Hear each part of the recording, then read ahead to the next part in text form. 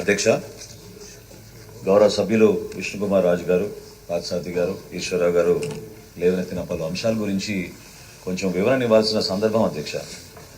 ఎందుకంటే ప్రభుత్వం ఎప్పుడు కూడా పేద కుటుంబాలని ఆదుకోవాలి, రాష్ట్రంలో మేము చేస్తున్న సంక్షేమ కార్యక్రమాల ద్వారా ఎక్కువ మందికి మనం అర్హత కలిగే విధంగా ఒక అండగా నిలబడాలి, ఒక భరోసా కల్పించే విధంగా ముందుకెళ్లాలని మా కూటమి ప్రభుత్వం ఎప్పుడు కూడా ఆలోచిస్తూనే ఉంది అధ్యక్ష. కానీ కొన్ని నిబంధనలు కేంద్ర ప్రభుత్వం కానివ్వండి, గౌరవ సుప్రీంకోర్టు కానివ్వండి ఎప్పటికప్పుడు అందిస్తూనే ఉన్నాయి. అందులో భాగంగా అసలు ఉన్న రేషన్ కార్డుల గురించి సంఖ్య ఇందాక గౌరవ సభ్యులు ఈశ్వరరావు గారు చెప్పారు. వాస్తవం ఏంటంటే అధ్యక్ష, ఈరోజు 1,46,00,000 రేషన్ కార్డులు ఉన్నాయి అధ్యక్ష మనకి రాష్ట్రంలో.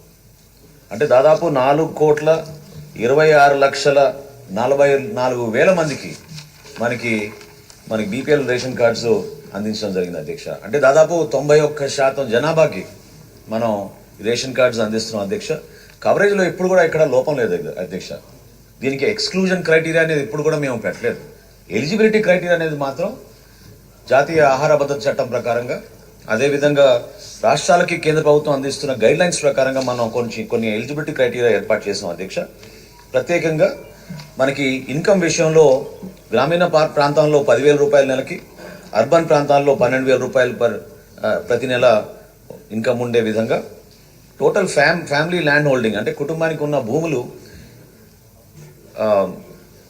Wet lands 3 acres, dry land 10 ఎకరాల కన్నా తక్కువ ఉండాలి అధ్యక్ష.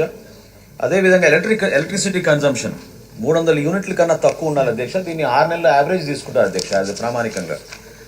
అదేవిధంగా ఏ గవర్నమెంట్ ఎంప్లాయీకి కానీ పెన్షన్కి కానీ కార్డు అర్హత లేదు అధ్యక్ష. కానీ ఎవరైతే పాపం కష్టపడి పనిచేస్తున్నారో శానిటేషన్ వర్కర్స్ కానివ్వండి, సఫాయి కర్మచారులు కానివ్వండి, మున్సిపల్ కార్మికులు ఎవరైతే పనిచేస్తున్నారో వాళ్ళందరికీ కూడా దీంట్లో ఎగ్జంప్షన్ ఉంది. అదేవిధంగా 4 వీలర్స్ విషయంలో వీళ్ళకి 4 వీలర్స్ ఉంటే ఖచ్చితంగా వాళ్ళకి ఆ ఎలిజిబిలిటీ క్రైటీరియాలో వాళ్ళకి అర్హత లేదు అధ్యక్ష. ఇన్కమ్ ట్యాక్స్ విషయంలో మీ అందరికీ తెలుసు, కేంద్ర ప్రభుత్వం ఎప్పుడైతే ఈకేవైసీ ప్రాసెస్ చేయమందో ఆధార్ని మనం అనుసంధానం చేసుకుని ఒక్కసారి ఇప్పటివరకు మనకి ఇన్కమ్ ట్యాక్స్ గురించి కూడా మనం డేటా షేర్ చేసుకున్నాం. సో అందులో కూడా ఇన్కమ్ ట్యాక్స్ పే ఎవరిని ఉంటే వాళ్ళకి అర్హత ఉండదు అధ్యక్ష. మున్సిపల్ ప్రాపర్టీ 1000 square feet కన్నా ఎక్కువ ఉంటే ఖచ్చితంగా వాళ్ళకు కూడా అర్హత ఉండదు అధ్యక్ష. నేను చాలా గర్వంగా చెప్తున్నాను అధ్యక్ష, ఈరోజు ఆంధ్రప్రదేశ్ భారతదేశంలో నంబర్ 1 స్థానంలో నిలిచింది అధ్యక్ష ఈ కేవైసీ ప్రాసెస్లో. ఇప్పటి వరకు మనం 87% కంప్లీట్ చేసాం అధ్యక్ష మన కార్డ్స్ అన్ని కూడా. మార్చ్ చివరి నాటికి అంటే సుప్రీంకోర్టు గైడ్ లైన్స్ ప్రకారంగా ఈ కేవైసీ ప్రాసెస్ 31 మార్చ్ 2025కి పూర్తవ్వాలి అధ్యక్ష. 100% ఆంధ్రప్రదేశ్లో భారతదేశంలోనే నంబర్ 1 రాష్ట్రంగా మనం ముందుకెళ్తాం అధ్యక్ష. ఈ కేవైసీ ప్రాసెస్ కూడా పూర్తి చేస్తామని సగర్వంగా నేను చెప్తున్నాను అధ్యక్ష. అయితే ఇందాక గౌరవ సభ్యులు అన్నట్టు విడో పెన్షన్స్ గురించి లేదా ఆరోగ్యశ్రీ గురించి కొంతమంది ఇబ్బంది పడుతున్నారని, బేసికల్గా ఇది నేను ఇందాక అన్నట్టు ఎక్స్క్లూజన్ క్రైటీరియా ఏం లేదు అధ్యక్ష.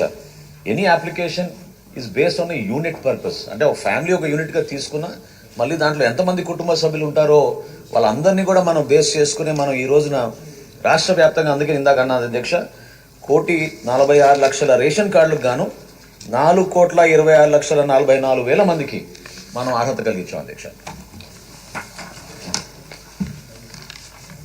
Only one supplementary.